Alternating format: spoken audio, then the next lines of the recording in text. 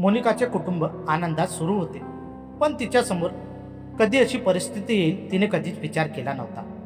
मोनिकाच्या कुटुंबात तिचा नवरा आणि मुलगा राहत होते. ते गावात राहायचे आणि शेती करत होते. मोनिकाचा मुलगा 5व्या वर्गात होता, पण लहानपणापासून त्याच्या उजव्या पायात प्रॉब्लेम होता. त्यामुळे त्याला साधारण व्यक्तीसारखे चालता येत नव्हते. तरी सुद्धा त्यांनी त्याला कधीच या गोष्टीची जाणीव होऊ दिली नाही. तो रोज शाळेत जायचा आणि शाळेत सुद्धा त्याला इतर विद्यार्थ्यांसारखी शिकवण मिळायची. पण त्याच्याकडे बघून कधी कधी आई बाबांना दुःख व्हायचे, कारण तो एका पायाने अपंग असल्यामुळे त्याच्याने अनेक कामे होत नव्हती. नेहमी सुट्टीच्या दिवशी त्याचे बाबा त्याला शेतीत घेऊन यायचे आणि तो त्यांच्याकडे बघत राहायचा. आता अनेक दिवस झाले असेच सुरू होते. मुलगा शेतीत येऊन त्यांच्या कामाकडे बघायचा. त्याला शेतात आणण्याचे कारण म्हणजे घरी कोणीच राहत नव्हते. असेच काही दिवस निघून गेले. एकदा मोनिकाचा नवरा शहरात शेतीसाठी लागणाऱ्या वस्तू आणायला गेला. त्या रात्री त्याचा फार मोठा अपघात झाला. अपघातात त्याला फार लागले. त्यामुळे बरेच महिने तो घरीच होता. आता मोनिका एकटी शेतीत कामाला जायची. तिला नवऱ्याकडे बघून फार वाईट वाटायचे, कारण त्याचा फार मोठा अपघात झाला होता. काही महिन्यानंतर मोनिकाचा नवरा काही प्रमाणात बरा झाला, पण त्यानंतर त्याची तब्येत बरोबर राहत नव्हती, कारण त्याच्या डोक्याला मार लागला होता. तरी सुद्धा मोनिकाचा नवरा शेतीत कामाला यायचा. त्यांच्याकडे हवे तसे पैसे नव्हते, सुखसोयी नव्हत्या, तरी सुद्धा संसार आनंदात सुरू होता. पण दिवसांदिवस मोनिकाच्या नवऱ्याची तब्येत खराब होत चालली होती, कारण अगोदरच त्याला बरे राहत नव्हते. त्यातल्या त्यात अपघातामुळे अजूनच त्याची तब्येतमध्ये बिघाड होऊ लागला. कधी कधी मोनिकाला फार विचार यायचा.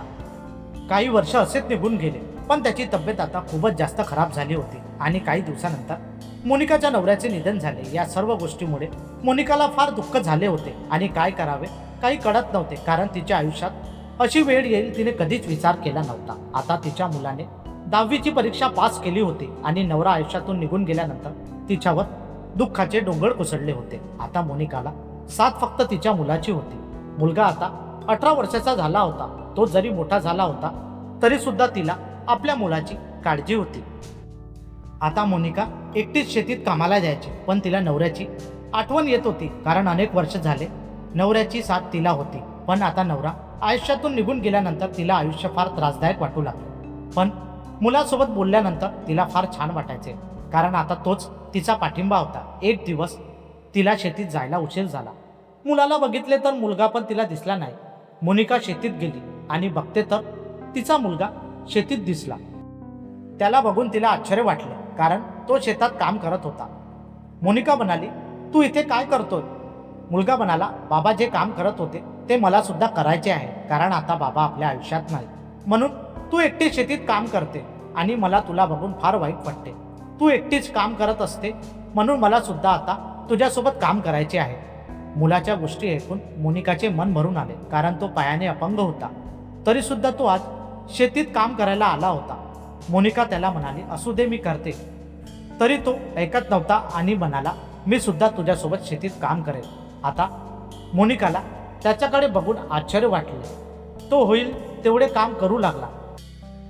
तिला मनात थोडी खुशी पण होती, कारण आता तिला मुलाचा पाठिंबा होता.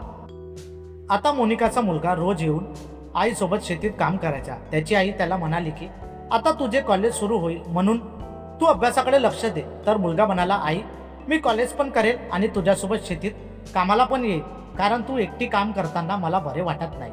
तुझ्या मागे अनेक कामे असतात, तरी सुद्धा तू कधी तक्रार करत नाही. कधी कधी तर तुझी तब्येत पण खराब असते, तरी सुद्धा तू घरी न राहता शेतीत कामाला येते. मला तुझ्याकडे बघून फार वाईट वाटते, म्हणून मी विचार केला की आता नेहमी तुझ्यासोबत शेतीत कामाला येणार. मुलाचे बोलणे ऐकून मोनिकाला फार चांगले वाटले आणि मनात विचार आला की खरंच आज माझा मुलगा मोठा झाला आहे. आता ते दोघे पण शेतीत कामाला जातात आणि कुटुंब त्यांचे आनंदात सुरू आहे. मित्रांनो, कथेला लाईक आणि चॅनलला सबस्क्राईब करायला विसरू नका. धन्यवाद.